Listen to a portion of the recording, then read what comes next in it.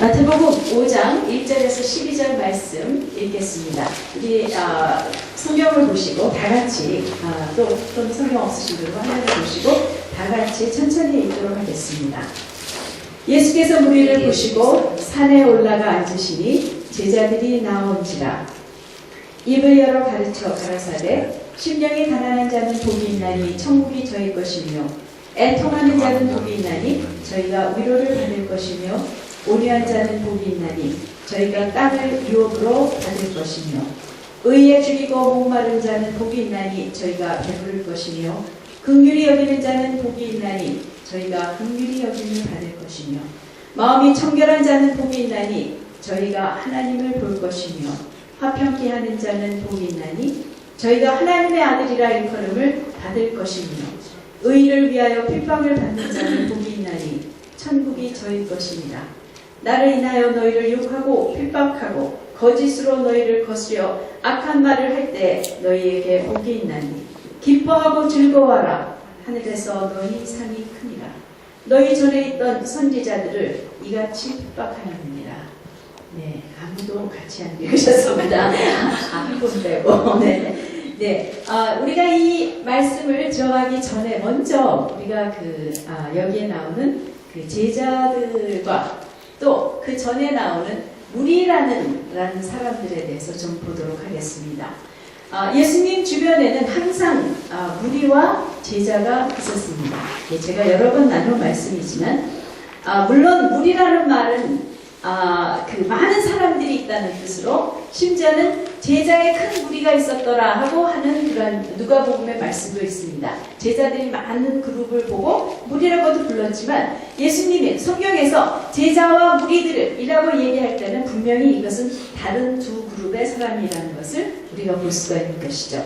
이들은 바로 4장 23절 25절에서 보자면 제가 읽도록 하겠습니다. 마태복음 4장 23절에서 25절. 네. 예수께서 온 갈릴리에 두루 다니사 저희 회당에서 가르치시며 천국 복음을 전파하시며 백성 중에 모든 병과 모든 약한 것을 고치시니 그의 소문이 온 수리아에 퍼진지라. 사람들이 모든 앓는 자 곧 각색병과 고통에 걸린 자 귀신 들린 자 간질하는 자 중풍병자들을 데려오니 저희를 고치시더라. 갈릴리와 데가볼라와 예루살렘과 유다와 요단강 건너편에서 허다한 무리가 쫓으니라. 그렇게 말씀하고 계십니다. 그리고 곧 이어서 5장에 그것을 쫓을 때 바로 쫓고 있는 그 장면에서 어떻게 하셨냐면 예수께서 무리를 보시고 산에 올라가 앉으시니 제자들이 나온지라. 입을 열어 가르쳐 가라사대 라고 시작하는 것이죠. 무엇입니까? 무리라고 불리는 이 사람들은 무엇이냐면 예수님의 소문을 듣고 자기에 있는 그 필요 또 주위의 사람들에 있는 필요를 가지고 예수님께 모여든 사람들이었습니다. 그리고 말하자면 여기서 보면 각종 질병, 귀신 들림, 어떤 연약함. 네. 그런데 이 사람들은 그 주님의 가르침이나 주님의 자신에 대해서 관심이 있다기보다는 자기에게 있는 필요, 자기의 필요를 채워주실 기대로 오는 그런 사람들이었죠. 그래서 성경에서 보면 대부분의 무리의 사람들은 무리 안에 있는 대부분의 사람들은 병이 낫고 귀신이 쫓겨나가고 배가 부르면 주님을 떠나 제자리로 갑니다. 아마도 본문에 몰려든 무리의 사람들도 예수님이 자기를 떠나서 산으로 올라가시는 것을 보고서는 그냥 포기하고 각자 흩어져 돌아가 버린 사람들이 대부분이었을 것이라고 생각합니다.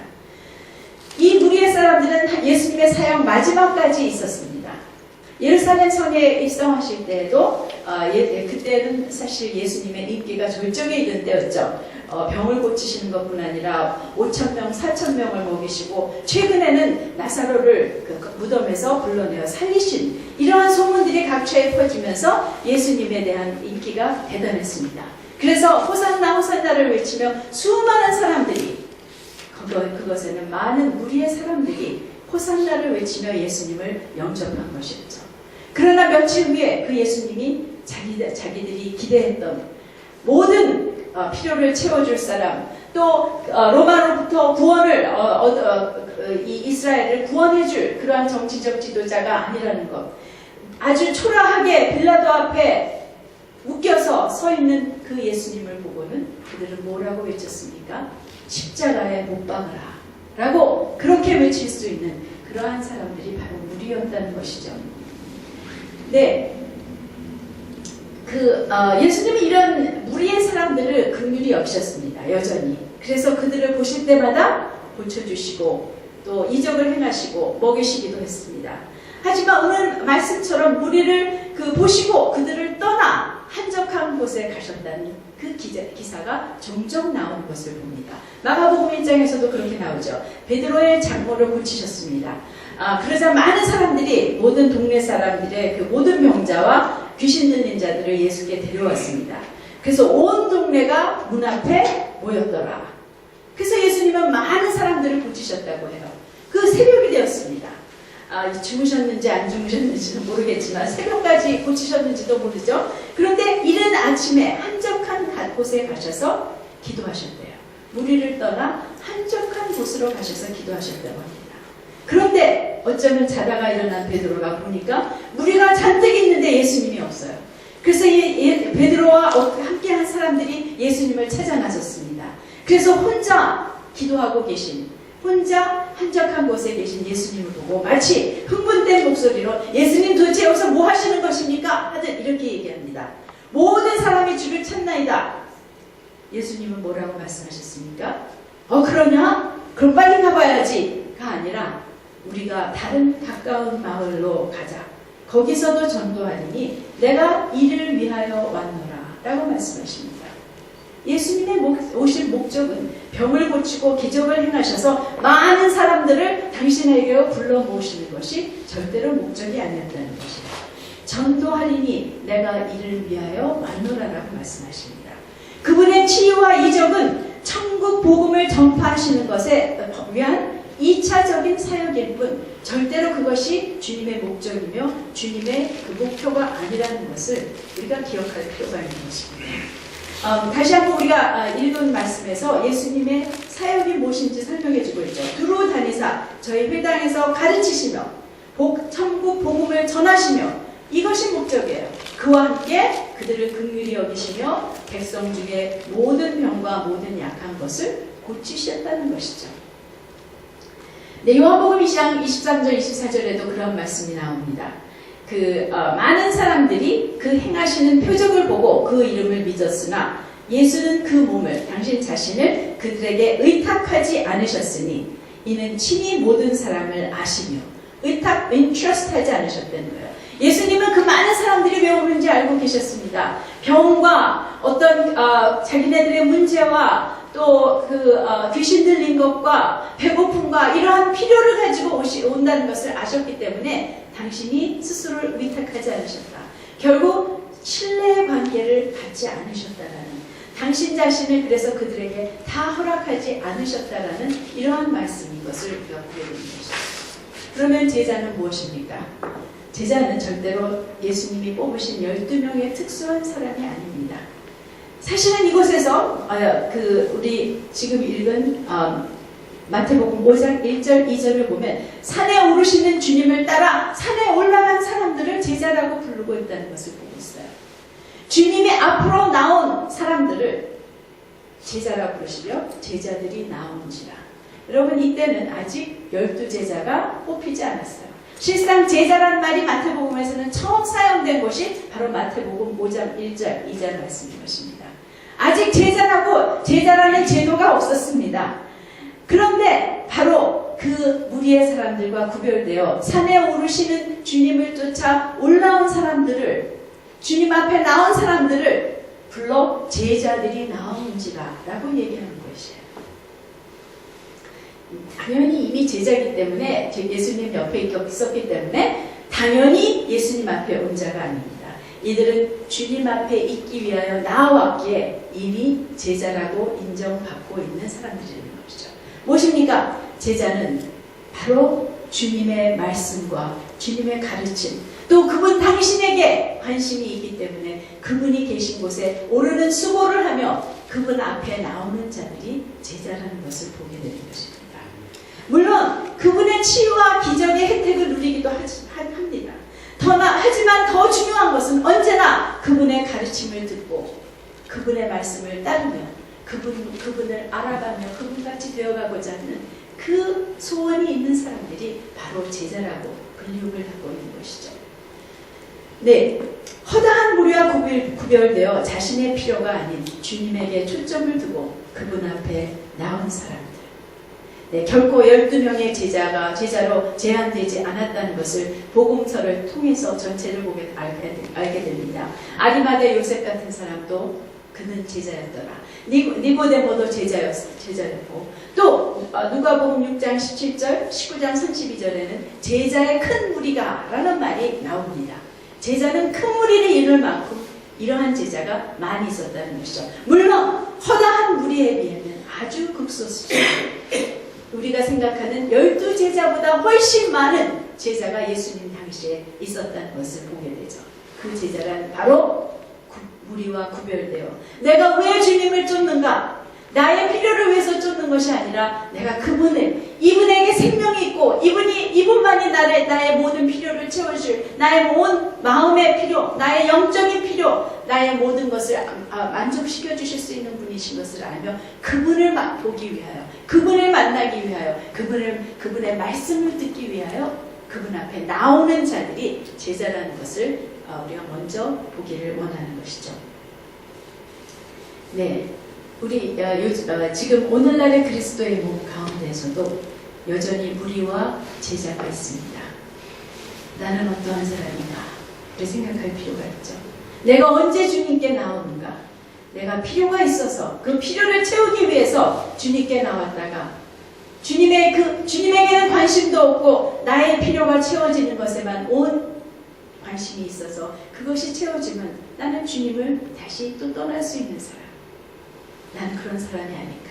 아니면 나는 이제 그분만이 나의 모든 것, 나의 모든 것 소망이시기 때문에 내가 그분을 알고 그분 앞에, 그분에게 나오는 대가를 치르며 그분 앞에 나오기를 작정되고 그렇게 나오고 있는 자인가. 우리에게 주님께서 내가 어떤 자인지 보기를 원하시는 그런 도전을 주신다고 봅니다. 그런데 예수님의 첫 가르침이 이제 예수님이 처음 제자들에게 가르치시기 시작했어요. 이 가르침이 복이 있나니에요. Blessed are 이런 사람이 복이 있다 이렇게 말씀하신 것이죠. 복이란 말은 신구약에 500번가량 나오는 아주 그 중요한 말씀이죠. 아담과 하와를 처음 창조하시고 처음 하셨던 일이 복을 주시고 가라사대 마라 그들에게 말씀하여 생육하고 번성하라 땅에 충만하라 이 말씀을 하신 거죠. 복을 주시는 하나님이세요. 하나님 우리가 복 받기를 원하세요. 복 주시는 하나님이세요. 네, 그런데 하나님이 주신 복이란 복. 그럼 여러분 복하면 지금 속에서 뭘 딱 생각하고 계셨습니까? 돈을 많이 벌겠구나. 또는 조금 야망이 있는 분들은 내가 유명해지나 보다. 내가 알려지겠다. 또는 내가 건강히 잘 살겠다. 내가 또 올해는 아주 복이 많아서 걱정 없이 문제 없이 살겠구나. 이러한 것들을 우리는 흔히 복이라고 생각하고 실상 구약에서도 그러한 것을 복이라고 말씀해 주시죠. 그렇죠? 자녀가 많은 것, 그 땅이 있는 것, 또 풍부한 수확이 있는 것, 건강한 것, 전쟁에 승리하는 것, 이런 좋은 것 물론 복입니다. 하나님이 이런 것을 주실 수 있을 뿐더러 주시기를 원하시죠. 그렇지만 그것이 없다고 복이 아닌 것은 아닌 것을 우리가 충분히 알고 있습니다. 특히 신약에서 예수님께서 복이라 하시는 여기 우리가 읽은 복이라 하시는 헬라의 원어인 복, 마카리아스라는 그런 그리거는 행복하다라는 뜻입니다. 네, 복이 있다, 행복하다, 기쁘다.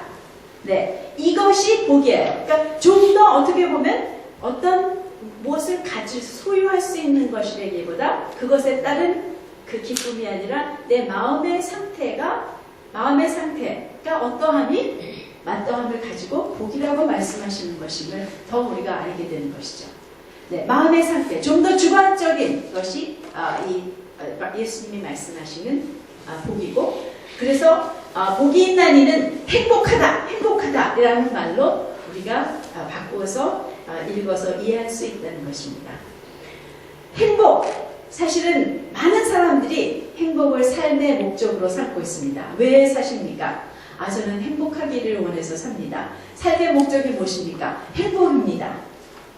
사실 많은 사람들이 행복이 뭔지 모르면서 그렇기 때문에 어떻게 행복해지려고 합니까? 돈을 많이 벌어서 행복해지려 하고, 유명해서 행복해지려 하고, 또는 많은 곳을 다녀봐서 행복해지려 하고, 이러한 행복하고자 하는 그러한 노력을 하며 살고 있다는 것을 보게 됩니다. 하지만 그렇다고 그렇다고 행복해지지 못한다는 것을 우리는 거듭거듭 증명되고 있는 것을 보죠. 그런데 예수님은 제자들에게 가르치시는 그 첫 가르침, 즉 제자 훈련학교가 시작되었어요. 예수님의 사역 가운데 가장 큰 사역은 사실은 제자들에게 가르치시는 것이었습니다. 복음서를 읽어보세요. 산상보훈이라고 말하는 마태복음 5장에서 7장까지의 긴 말씀은 제자들에게 하신 말씀이었어요. 한국 성경에는 분명히 나타나지 않지만 제자들이 나온지라 입을 열어 가르쳐 가라사대 했을 때 He taught them. 네, 제자들이 나왔고 예수님께서 제자들에게 가르치셨다는 것이에요. 무리에게 가르친 것이 아니라. 물론 무리에게도 가르치십니다. 그런데 비유로 가르치셨죠. 그 무리들에게는 예수님께서 그 말씀을 다 이해할 것이라는 것을 기대하지 못하시고 그들의 그저 알아들을 수 있는 쉬운 이야기로 그들의 혹시라도 이것을 듣고 또 말씀에 대해서 관심이 있을까 하며 계속해서 거듭거듭 비유로 말씀해 주시지만 제자들에게는 분명한 진리를 가르쳐 주시는 것을 보게 되는 것입니다. 그래서 이 바로 첫 가르침이 무엇입니까? 복에 대해서인데 바로 예수님께서는 이러한 사람이 행복한 사람이다 라고 말씀해 주시는 것이죠.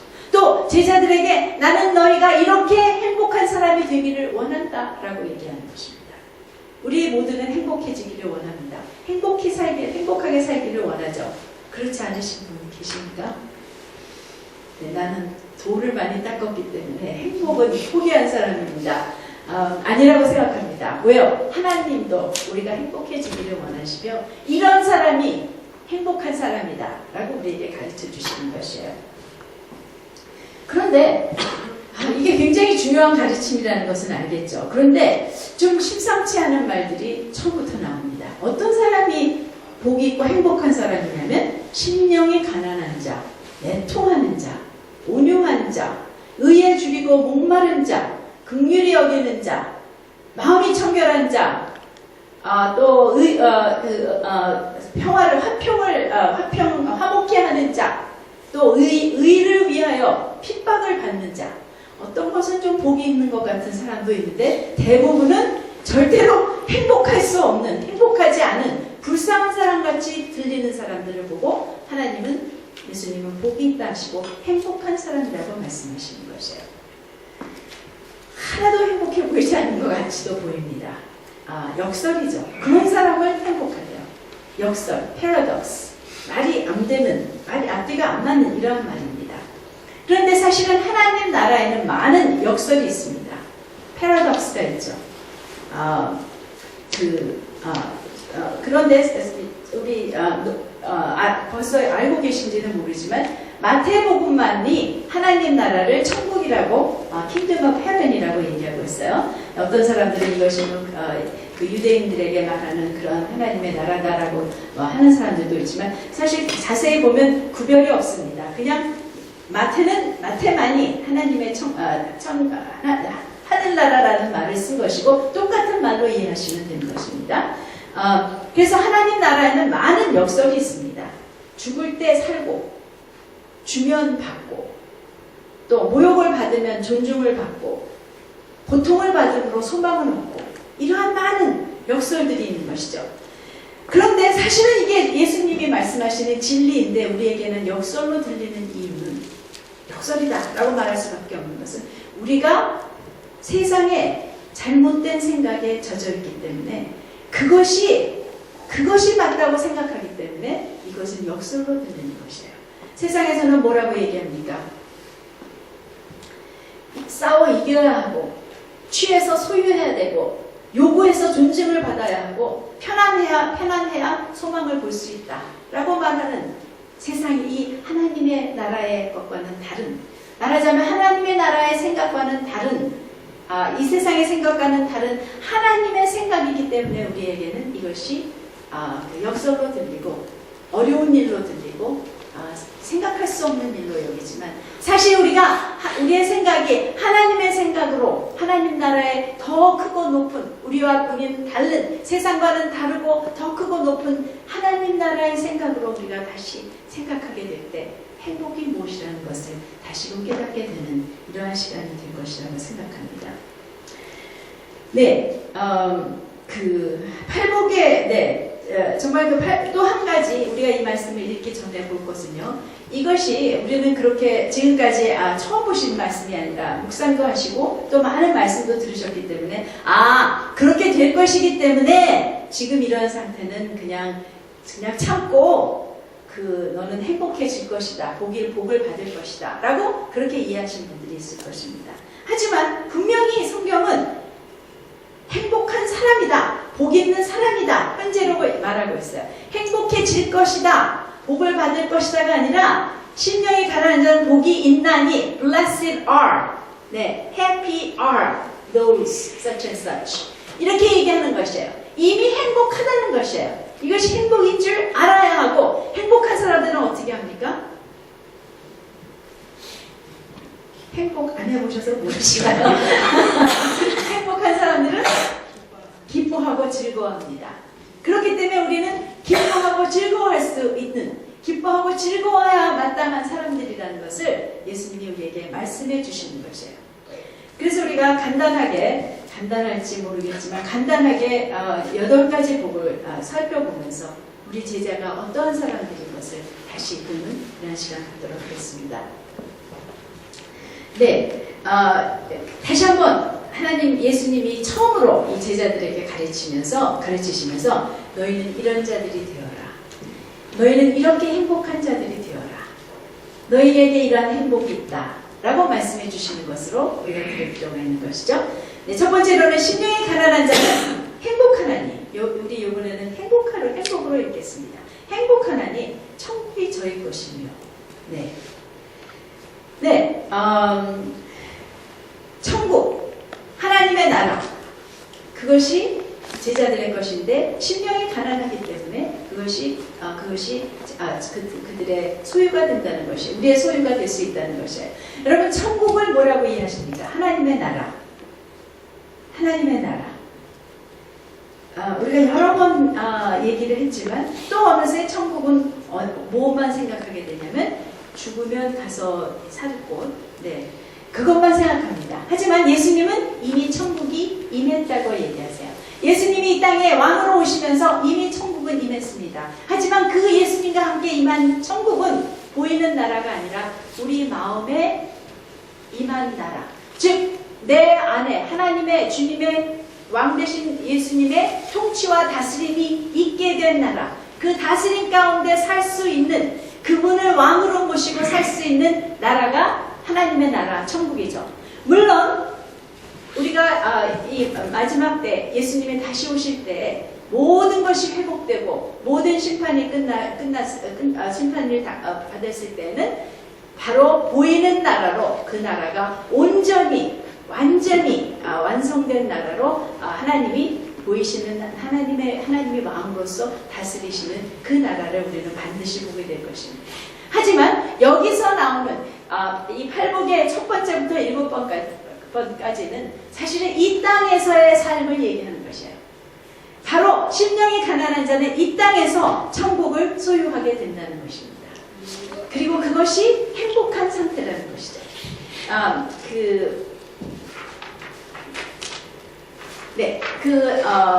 심령의 가난함, the poor in spirit, 영의 가난함이에요. 사실은 모든 사람 가운데에는, 모든 타락한 사람으로 태어난 우리 모두에게는 영의 가난함이 있습니다. 왜요? 그 우리의 죄로 인하여 하나님과 단절됐기 때문에. 그래서 우리가 그 중생을 얻고 다시 성령이 오시고 우리가 소통하게 되지만 언제나 우리에게는 그 영의 그 가난함이 있기 때문에 주님을 찾았고, 사실 주님을 영접하게 된 것 역시 심령이 가난했기 때문이에요. 세상이 채워줄 수 없는 그 가난함, 그것을 깨닫고 세상의 양식이나 세상의 어떤 것도 채울 수 없는 영의 궁핍을 깨닫는 사람들이 행복한 사람들이에요.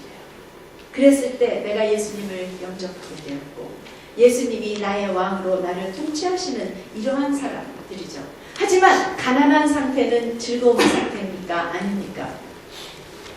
네, 가난.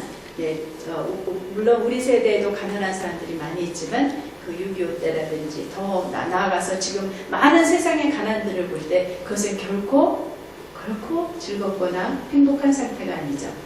영의 가난, 그저 잠깐 느끼는 가난이 아니라 여기서 말씀하시는 가난은 아주 끔찍한 가난이에요. 우리가 영의 끔찍하게 가난해 봤을 때야 하나님의 나라를 구하게 되고 하나님의 통치, 이 세상에서는 아무 소망도 없음을 깨닫고 하나님만이 나를 다스려 주시기를 바라며 하나님의 나라를 내 마음 가운데 초청하고 하나님의 통치 가운데, 그 완전하신 예수님의 통치 가운데 손들고 나아가는 사람이기 때문에 천국을 소유하고, 그렇기 때문에 그 심령이 가난하여 궁핍하여 그 가난의 고통이 있는 이 우리가 바로 복이 있는 자, 행복한 자라는 것입니다. 내 안에 그 고통을 느낄 때 물론 이것은 고통스럽지만 아는 것이에요. 내가 주님을 구하고 주님의 나라를 얻는구나 하는 그 행복이 있다는 것이죠. 그런데 기뻐하고 즐거움으로 그 가난한 심령의 상태로 살아가는 것이 행복이다라고 말씀하시는 것이죠. 그런데 여기서는 계속해서 심령의 가난함 가운데 우리가 지켜져야 하는 것입니다. 왜요? 우리가 하나님의 나라 내 안에 임했고 주님은 나의 왕이십니다. 내가 당신의 통치를 환영합니다 라고 말하고 그렇게 살아가고자 하지만 차칫 어느새 우리의 심령은 부한 자가 됩니다. 심령이 부해져서 세상으로 그저 충만하고 세상으로 만족한 자가 됐을 때, 아무 문제가 없을 때는 어떻게 되느냐? 우리는 곧장 세상 나라에 살고 있을 수 있기 때문에 언제나 내 심령이 가난한 자가 되어 있는 것, 이것이 행복한 자라는 것을 우리가 기억해야 하는 것이죠. 네, 두 번째로는 애통하는 자는 복이 있나니 행복하나니 저희가 위로를 받을 것이며, 여기서도 분명히 복이 있습니다. 위로죠. 이 고통이 많고 또 슬픔이 많은 세상에서 위로가 필요 없는 사람이 어디 있겠습니까? 하지만 참된 위로는 오직 하늘에서만 오는 것임을 우리는 이미 경험했습니다. 사람으로부터 받는 어떤 상황으로부터 받는 위로는 계속되지 않는다는 것을 우리는 알죠. 그래서 그 하늘의 위로, 그것을 얻을 때 우리는 당연히 행복합니다. 그런데 그 참된 하늘의 위로는 마치 사람을 잃은 듯, 사랑하는 사람을 잃은 그 슬픔 가운데 울부짖는 것 같은 애통함, mourning. 네, mourning이라는 것은 사랑하는 사람이 죽었을 때 애통하는 울음이죠. 그렇게 그 애통하는 고통을 겪는 자가 얻을 수 있다는 것입니다. 그러면 왜 애통을 불안감해야 위로를 얻을 수 있나요? 물론 세상에서도 많은 슬픈 일이 있기 때문에 애통하는 사람들이 많이 있습니다. 하지만 그들이 그 하늘의 위로를 곧장 받습니까? 그렇지 못할 때가 많이 있습니다. 아니, 그럴 수가 없습니다. 하나님을 모르기 때문에. 믿는 자들 역시 그저 세상과 똑같이 애통한다면 그 하늘의 위로는 누리지 못하는, 행복하지 못한 사람이 될 것입니다. 하지만 바로 그 애통이 무엇인가? 그것은 우리 안에 이 세상에 슬픔과 고통이 있을 수밖에 없는 이유인 죄에 대한 애통인 것을 저는 생각하게 됩니다. 그것이라고 저는 믿습니다. 내가 짓는 죄, 또 짓고 또 죄에서 떠날 수 없는, 또 그렇기 때문에 내 안에 죄성이 있다는, 내 안에 정말 끔찍한 타락함이 있다는 것을 알게 되고, 그래서 그것에 대해서 애통할 때 우리에게는 진정한 위로를 경험합니다.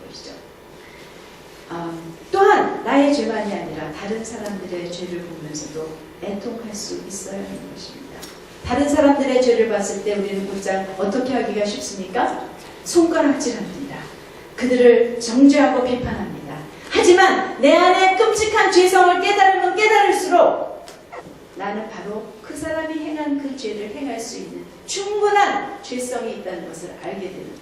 내가 조금 더 나은 사람이 아니라는 것, 오직 은혜로 그 죄를 범하지 않았을 뿐이지 나 역시 그 죄가 나의 죄인 것을 알며 그들을 위하여 기도하며 그 죄를, 그들의 죄성과 나의 죄성을 위하여 내가 애통하는, 그것으로 인하여 애통하는 사람이 될 때 사실은 그 하늘의 위로가 나에게 임하고, 여러분 하늘의 위로가 임할 때 진정한 평강이 임하는 것을 아마도 경험해 보셨을 것입니다. 상황이 아니라 그 하나님의 위로가 있을 때 그 사랑이 나를 용납하고 감싸주고 용서하는 것을 알며 위로를 얻고 평강을 얻는 그 사람이 행복하다는 것이에요. 죄를 짓지 않으려고 애쓰는 사람이 행복한 것도 아니고 죄를 안 짓는 사람도 행복하다고 말씀하시는 것이 아닙니다. 우리의 죄로 인해서 하나님께 애통하여 그 위로를 받는 자가 바로 행복한 사람이라고 말씀해 주시는 것이죠.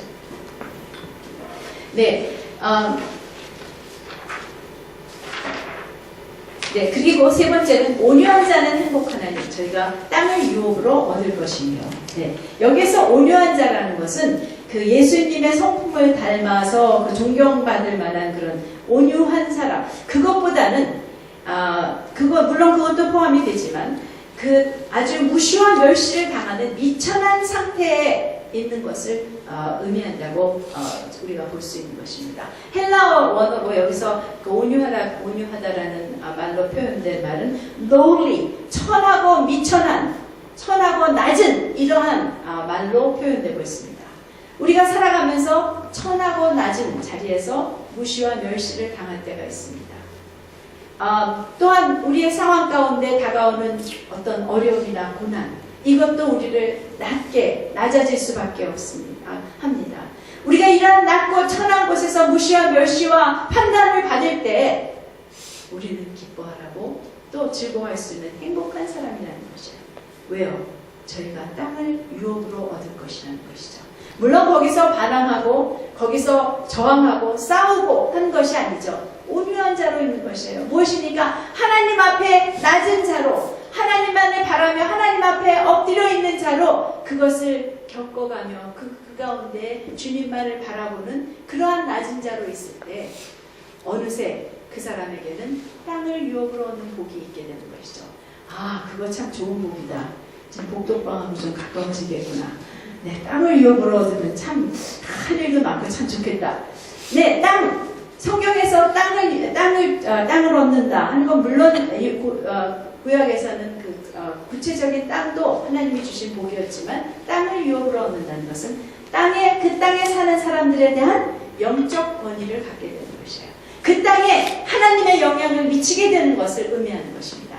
우리가 낮고 비천한 자로 다른 사람들의 멸시와 모욕을 받는 그 자리에서 하나님을 바라볼 때 어느새 우리에게는 엄청난 그러한 영적인 강함이 생기며 하나님께서 당신의 사람을 맡길 수 있는 그러한 성숙이 생기는 것.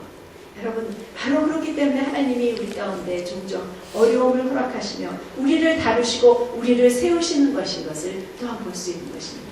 어려움 가운데 내가 불평하고 원망하는 것이 아니라 낮은 자로 엎드려져서 바로 하나님 앞에, 하나님 밑에서 하나님이 허락하신 그 상황 가운데서 하나님만 바라보며 낮은 자로 있을 때 어느새 하나님은 우리를 높은 자로 세워주시는 그 복이 있기 때문에 종종 하나님이 우리를 두시는 그 낮고 비천한 자리 또는 온 평생을 두시는 그 자리라 할지라도 우리는 행복한 사람인 것을 알고 기뻐하며 즐거워할 수 있는 사람인 것을 말씀해 주시는 것입니다.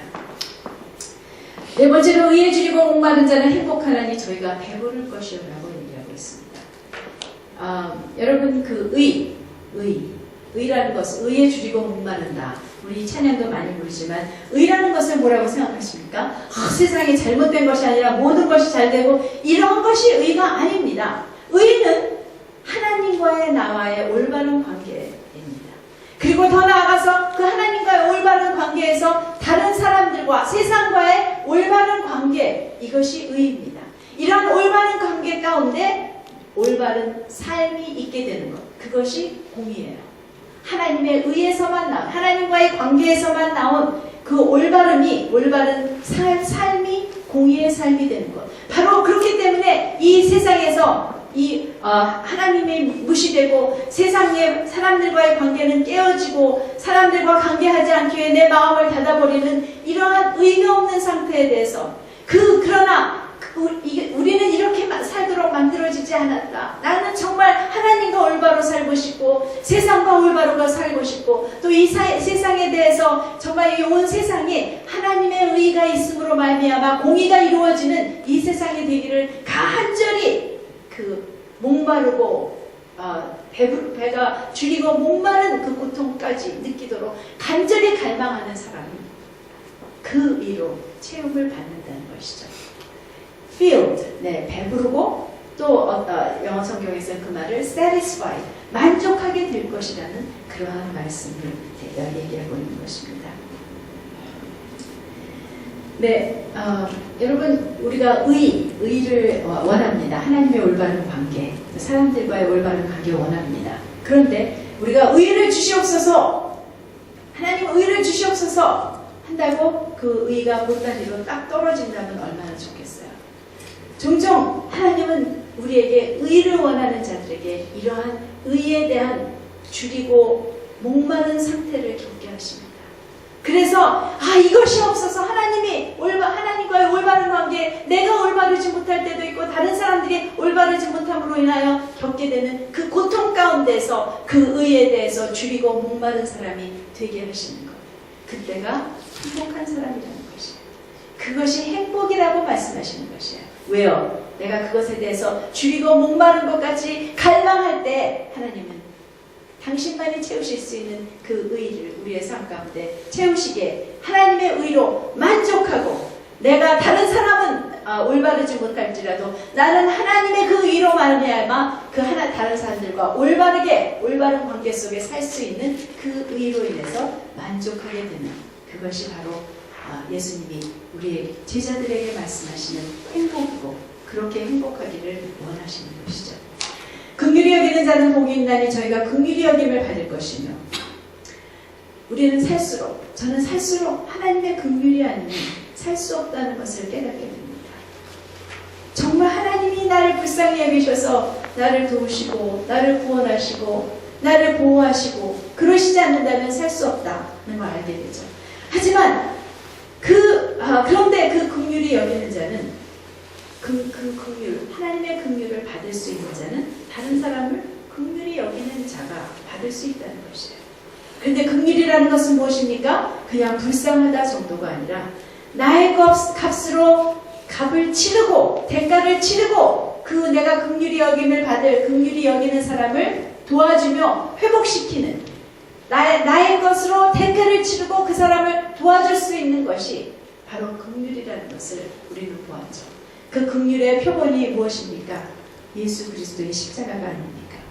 나를 구원하시기 위해서, 나를 불쌍히 여기셔서 도저히 죄에서 헤어날 수 없는 나를 위해서 당신의 핏값을 치르시며 나를 위해 죽으시고 또 살아나셔서 나를 구원하시고 하나님의 자녀로 회복하신 것이 그분의 긍휼일 때, 바로 우리 역시 그 긍휼을 받은 자이기에, 그 긍휼이 여전히 내 삶 가운데 있을 필요가 있는 자이기에, 내가 그 긍휼로 다른 사람을 대할 때, 다른 사람에게 나의 것으로 지불하고 나의 어떤 권리를 포기하기도 하고, 나의 용서를 주기도 하고, 나의 재물을 주기도 하고, 시간을 주기도 하고, 나의 어떠한 그 은사를 주기도 하며 그 사람에 대해서 나의 값을 치르고 그 사람으로 하여금 그 사람을 돕고 회복하는 자가 될 때 그 긍휼이 나에게 계속 있다는 것을 아는 그 사람이죠.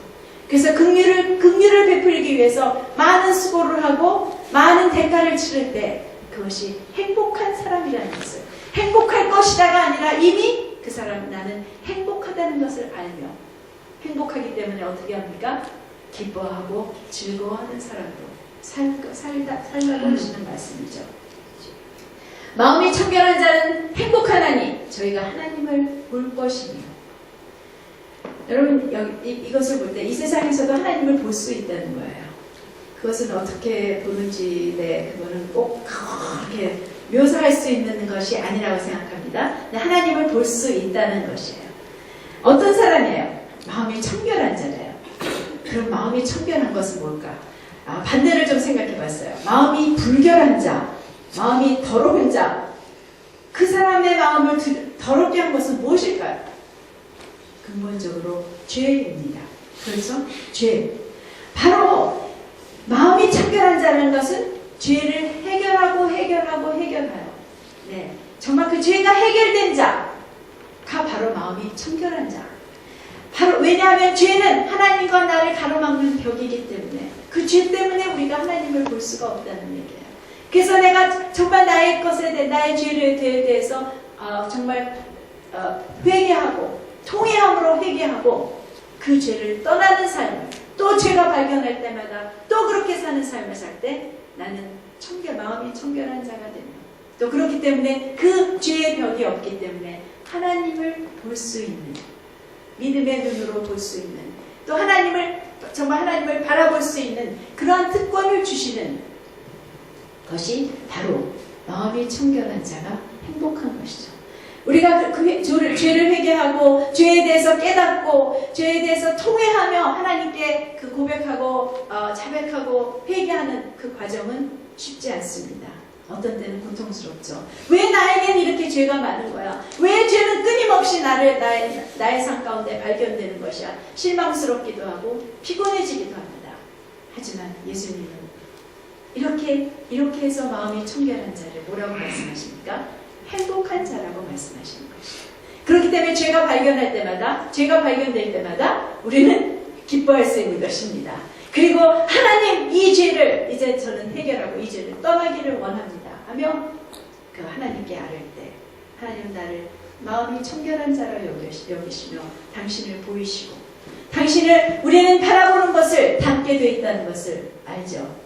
우상을 만들고 우상을 바라보는 자는 그와 같이 되나니 하나님을 바라보고 하나님만을 예배하고 하나님만을 바라보는 자는 어떻게 됩니까? 하나님 같이 되는 것이에요. 그렇기 때문에 하나님 우리에게 예배하라는 것이에요. 찬양하라는 것이에요. 하나님이 이 백성은 내가 나를 찬양하도록 만들었다라는 그 말씀. 그것은 하나님이 좀 찬양을 받으실 필요가 있어서가 아니에요. 우리가 하나님을 찬양하고 하나님을 바라보고 하나님을 경배할 때 어떤 일이 일어나기 때문이에요? 내가 하나님을 닮아가기 때문에 하나님은 나를 찬양하고 나를 닮아라 라고 말씀하시는 것이에요. 그래서 하나님을 바라본 자는 하나님을 본 자는 하나님을 닮아가며 그래서 그 하나님을 이 세상에 보일 수 있는 행복한 자가 되는 것이라는 것이죠. 네, 화평케 하는 자는 복이 있나니 행복하나니 저희가 하나님의 아들이라 일컬음을 얻을 것이며 화평케 하는 자와 여기는 peacemaker예요. 또 화평을 지키는 자 peacekeeper는 다릅니다. peacemaker와 peacekeeper는 달라요. 우리가 휴전선을 딱 그어놓고 이제 싸우지 말자 하고서는 그런데도 이제 서로 싸울까봐 거기에 가서 총을 들고 싸움을 못하게 하는 사람을 우리는 뭐라고 부릅니까? peacekeeper라 그래요. 네. 그것은 사실 그거는 peace가 아니죠. 진정한 peace가 아니에요. 하지만 peacemaker라는 것은 peace를 만들어야 돼요. 다시 한번 자기의 대가를 치르며 화평이 없는 곳에 화평을 만드는 것이 peacemaker인 것입니다. 누가 궁극적인 peacemaker입니까? 예수님이시죠. 바로 하나님과 사람 사이에 또 그래서 사람과 사람 사이에 그 깨어진 화평을 그 화목을 회복해 주시려고 오셔서 대가를 치르셨죠. 다시 한번 그 화목해 하는 것에는 큰 대가가 있는 것이지 그저 겉으로만 네 좋죠 네 그렇습니다 하면서 사람들과 싸우지 않는 것이 화목해 하는 자가 아니라는 것이에요. 화평케 하는 자가 아니라는 것이에요. 내가 대가를 치르며 사람들로 하여금 하나님과의 관계에서 하나님과 회복하도록, 화목하게 되도록, 사람과 사람이 화목하게 하도록 하는 그 대가를 치르는 자가 자는 하나님의 아들이라 딸이라 일컬음을 얻게 되는 것이죠. 당연하죠. 예수님과 같은 일을 하기에 당연히 우리는 하나님의 딸이라 자녀가 된로 불릴 것이죠. 물론 우리는 신분은 이미 하나님의 자녀입니다. 하지만 하나님의 자녀지만 하나님의 자녀답게 살지 못하는 자녀들이 참 많죠. 그렇지만 우리가 이렇게 화평케 하는 화평을 평화를 만드는 자가 됐을 때는 정말 하나님 자녀다운, 하나님 딸다운, 하나님 아들다운 사람이라고 일컬음을 얻게 되는 것이죠. 마치 어떤 부모가 자기의 그 아이가 참아도 그 기특한 일을 할 때 아이고 내 자식 하듯이 하나님도 아이고 내 아들 내 딸이라고 기뻐하시는 것이 바로 이 화평케 하는 자.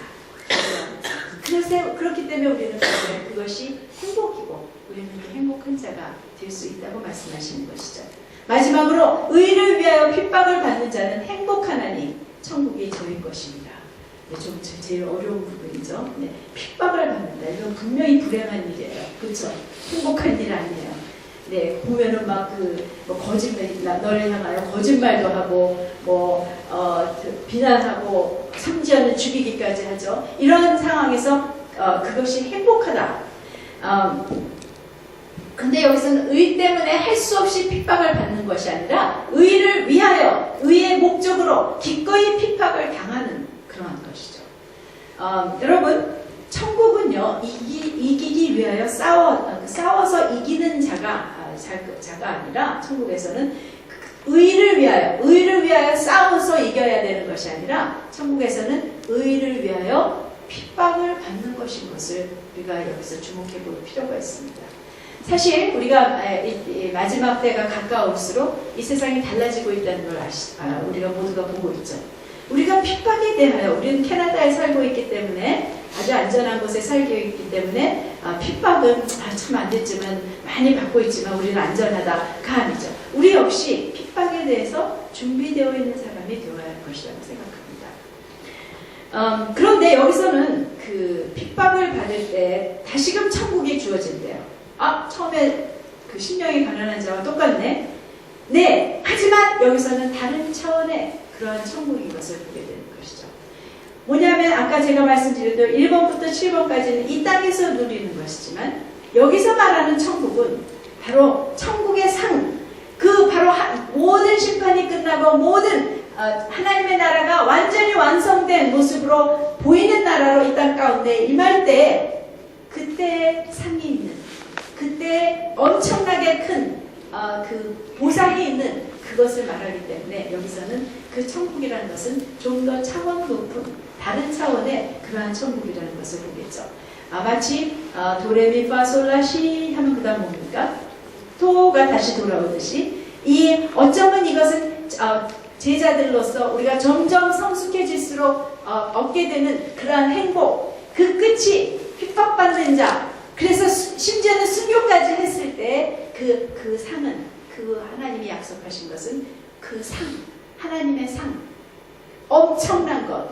여러분, 우리가 하나님의 상에 대한 야망을 품고 신앙생활을 할 필요는 없지만 절대로 하나님의 상에 대해서 소홀히 여기지 마세요.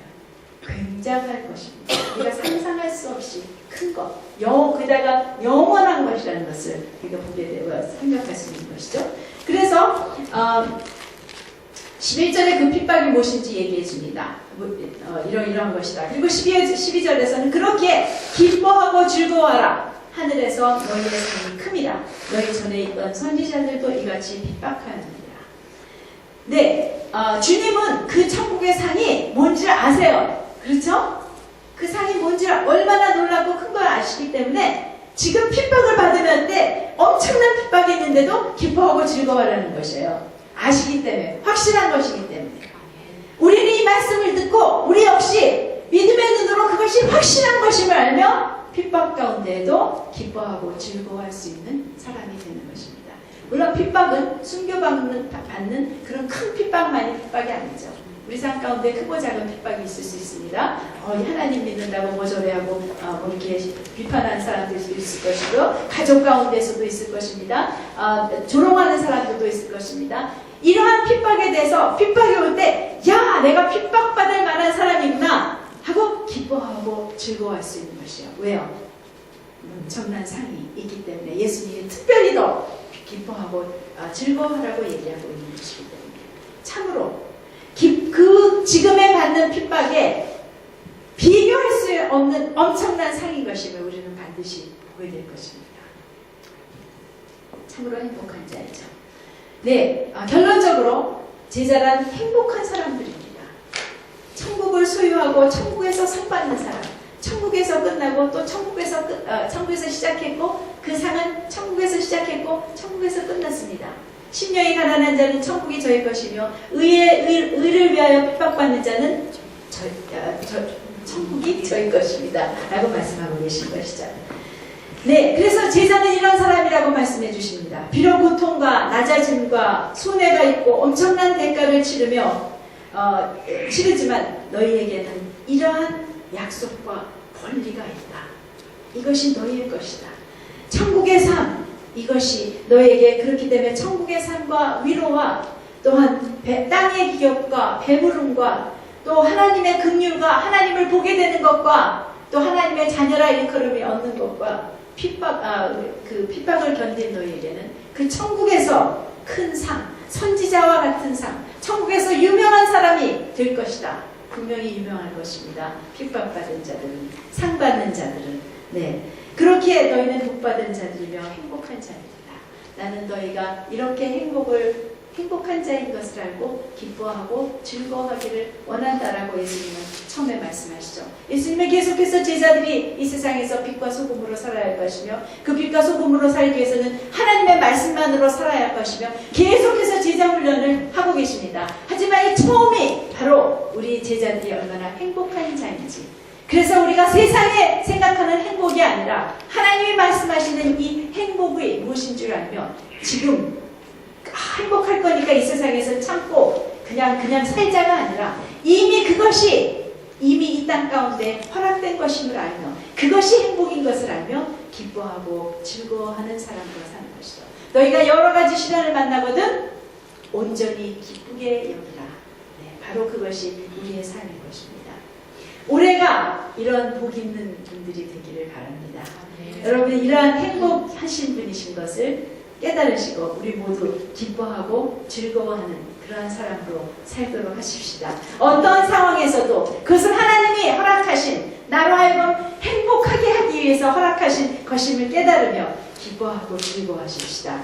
그리고 또한 주님이 주시는 것만을 쫓는 무리의 사람이 아니라 참으로 주님 그분을 구하며 그분을 알기 원하며 그분의 말씀을 듣기 위하여 매일매일 주님 앞으로 수고의 대가를 치르며 나아가시는 제자들의 삶이 되시기를 간절히 축원합니다.